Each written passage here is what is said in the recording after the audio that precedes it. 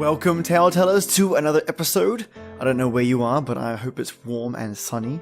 It's still raining down here in Australia, and I am totally over it. I'm totally over it raining and the weeds growing.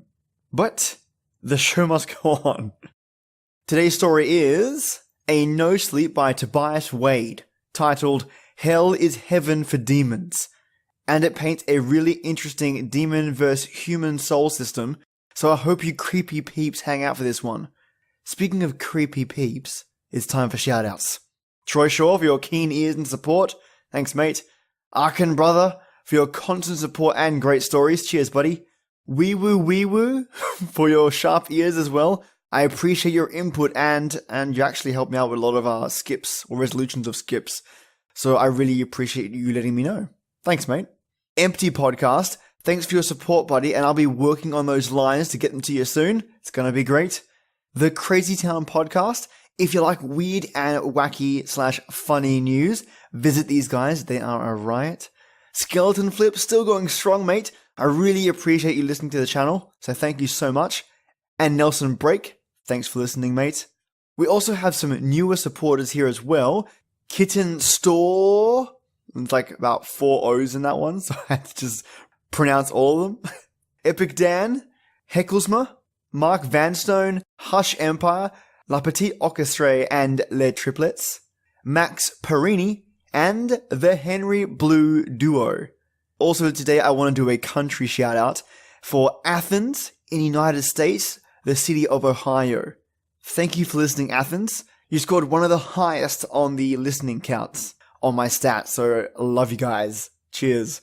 And of course, a big thank you to all of you that support the channel. You're just fantastic. If you want to help this channel grow, which all of you have been so far, so I'm super grateful, the best way to help me out is share me around. That easy.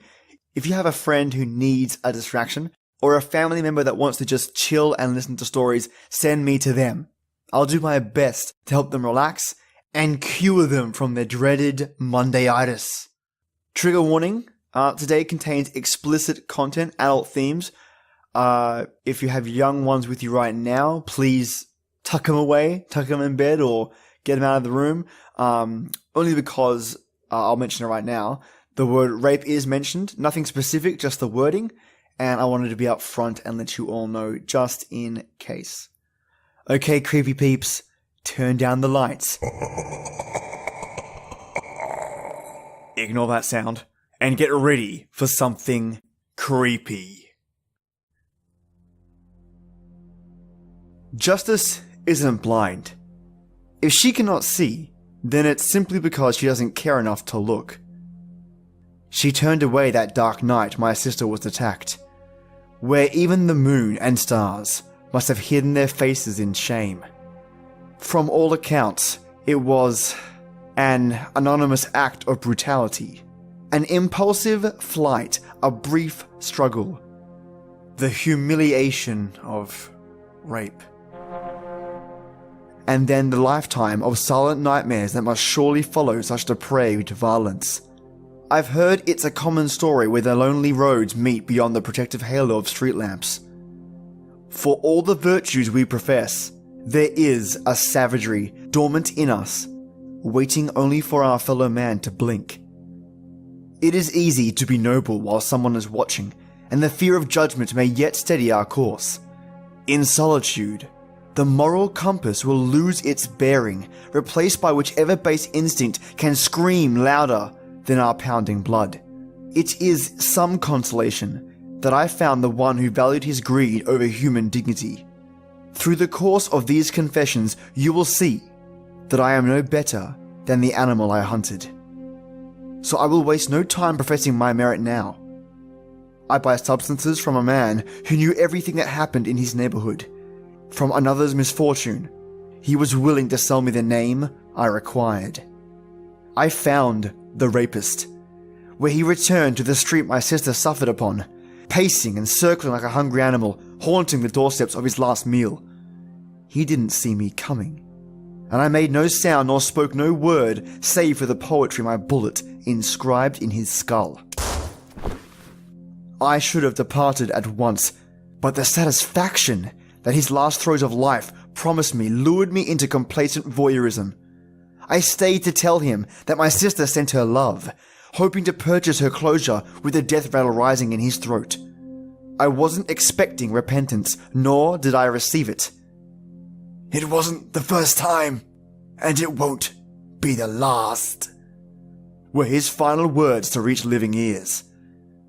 I have no one to blame but myself and my zealous retribution for failing to notice that he didn't work alone.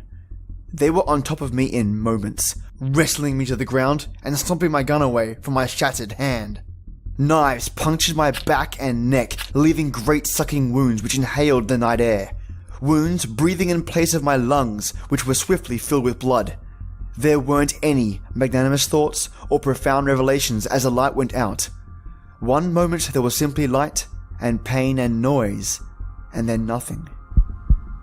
And then nothing. And then I opened my eyes to find I was no longer of this world. I knew at once, despite the fact that I was sitting at a quite ordinary wooden desk, in a room no larger than a janitorial closet. On the desk was a piece of paper, and on the paper was a question, and in that question was written my fate for eternity. Welcome to hell. Would you like to 1. Remain human? You will be tortured by those who become demons.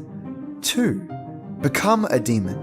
You will torture those who remained human. P.S.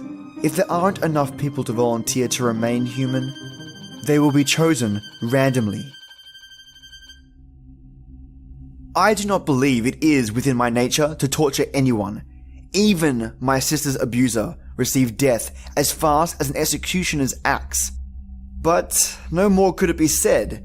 It is within my nature to receive torture, as unnatural a human construct as can be imagined.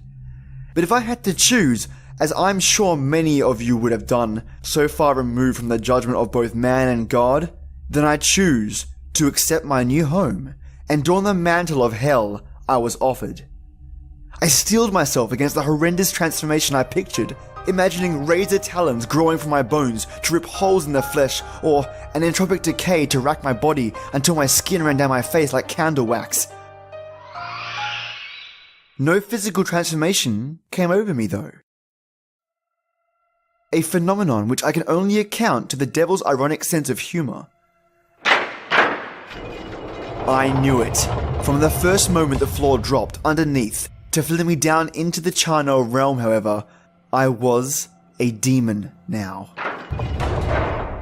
And it was heaven to me. I expected the first time to be harder. The woman was presented to me in perfect physical health. I haven't noticed any discrepancies in age since I've arrived. Everyone looked to be their mid-20s here. The room sealed and I was given an hour to work on her. I found it distasteful to dwell on exactly what I did, but I remember rationalizing it cleanly with the knowledge that she was only here because she deserved it. Never mind that I was here too. Never mind that it could have been me randomly chosen. Never mind that she could have volunteered to suffer like this to spare another. She was in hell, and it was my job to make sure she knew it. It wasn't until I'd finished that I learned the second rule to this infernal game. Once the hour of punishment had been completed, the human is offered a choice. They can get revenge on me, or they can accept their pain and continue their journey. Those who refuse the chance to retaliate shall be incrementally elevated until at last their soul is cleansed and they are set to be reborn on Earth.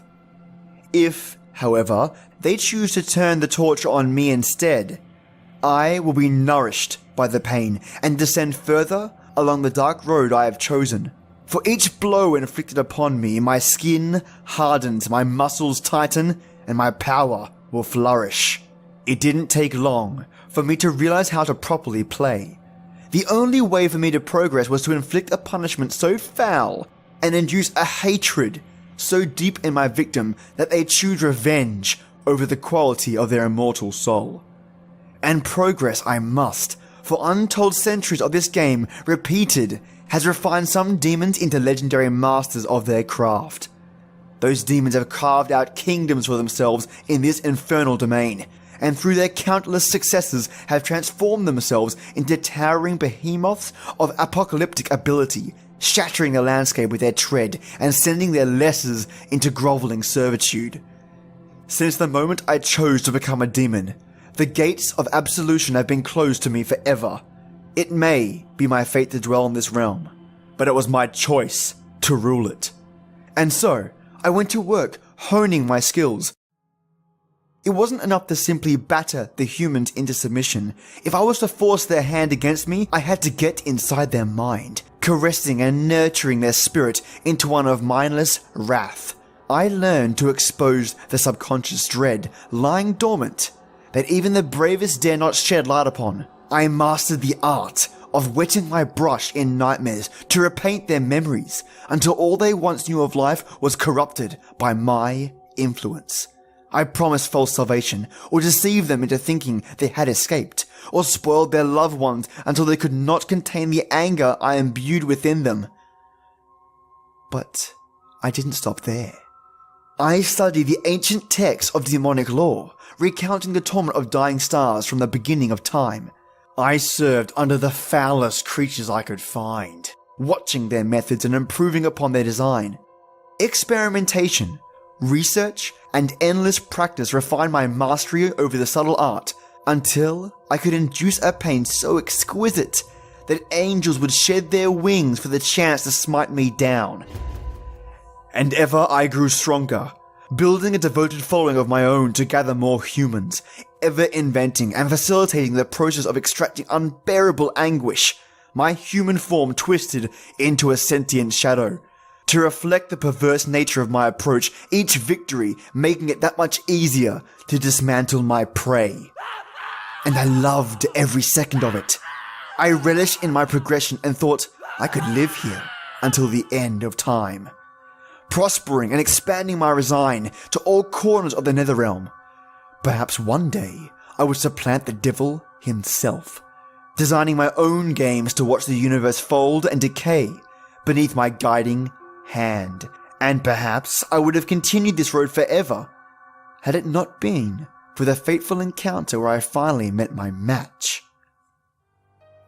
A human was pushed into the room with me, and the door closed behind him. I had an hour to play, but I wanted more. It was the man who shamed my sister, infuriatingly smug and dismissive of my ability to break his spirit. I thought I would enjoy this more than anything, but to my mounting dismay, he stubbornly resisted my influence. He remained passive through the acid wash of his nerves. His mind did not falter as I summoned the image of his father's lamentations against him. Every trick, every torment, every mental ravaging left him smirking, until with exasperation, I resigned myself to simply goad him into action. You must have felt cheated, forced to remain human at the mercy of every lowly criminal who cares to punish you. I wasn't forced, he replied. I made the choice. Then you're an idiot who deserves what he gets. And what I'll get is freedom. I told you this wasn't the first time, and that it won't be the last, he said. I've been to hell so many times that it bores me. So that was his secret. He had gotten out before. He knew how to play the game, but it didn't matter because no one played it like I did. So you won't retaliate? I asked. No matter what I do. He shook his head, the smirk unaltered. I'm going back to Earth, and when I do, I'm going to remember this like I always do, and I'm going to wait till I'm strong again. And just for this, I'm going to find your sister, and I'm going to do it again. I had almost forgotten about my sister, about the world above, filled with its myriad of joys and sorrows. I missed her in that moment. I missed being alive. And as much as I enjoyed the role I had carved for myself here, I wanted to be back again. The thought that this monster would patiently wait out his trials, cheating the system over and over to return to his life of sin, it made me sick. The tables had turned, and all the hatred I sought to pour into him was rushing into me instead. I wanted nothing more than to flay him down to the core of being and set such a fire in what remained to burn for all of time. But even if somehow I could force his hand against me, even if I broke him so badly that he'd never escape, I would still be here forever. And I hated him, and I hated myself, and it was the hardest thing I'd ever done to hold on to that hatred and turn it aside. And harder still to let him walk away, to bide my time, sending the weakest demons in my possession so that he might easily resist their influence, watching and waiting, and even helping my sister's attacker elevate through the hell until the time of his salvation was at hand. It was hard, but it was worth it. Because that is when I chose to strike. I had already learned to infiltrate the mind in my pursuit of torture, and through my mastery I infiltrated the spirit as well. I hid within his soul when his judgment was passed, concealing my hatred within his hatred, tempering my fire with his calculating patience, and when that soul was whisked away, I travelled with it, sleeping so softly within his dreams that even he did not know he bore me as his silent passenger. Until the day when he was born again on Earth, and I with him.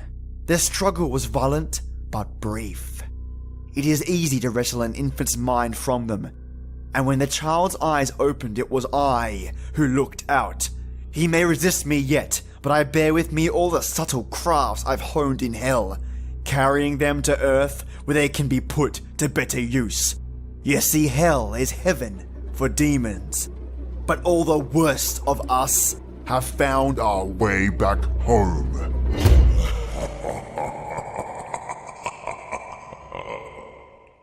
Whoa, what a story.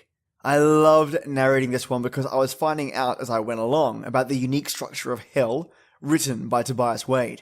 Talk about unique ideas. Tobias is also an author, and clearly a very talented one. You can find out more about his books at this URL, TobiasWade.com. Yes, it's dead simple, really easy to remember. He has 4 books, 51 Sleepless Nights, The Last Man Part 1 and Part 2, and Wings of Renewal. So be sure to pay him a visit. So my awesome listeners, I just want to say thank you, and tomorrow we'll have another No Sleep story about strange people. That's all I'll say. Strange people doing strange things strangely. Have I overstranged this? Perhaps. You'll just have to find out next episode. And on that note, Tale Tellers, it's that time. This is the place where stories live, and you Tale Tellers come to listen. Enjoy your day or night, and join me every weekday for our creepy tradition. And as always, till next time.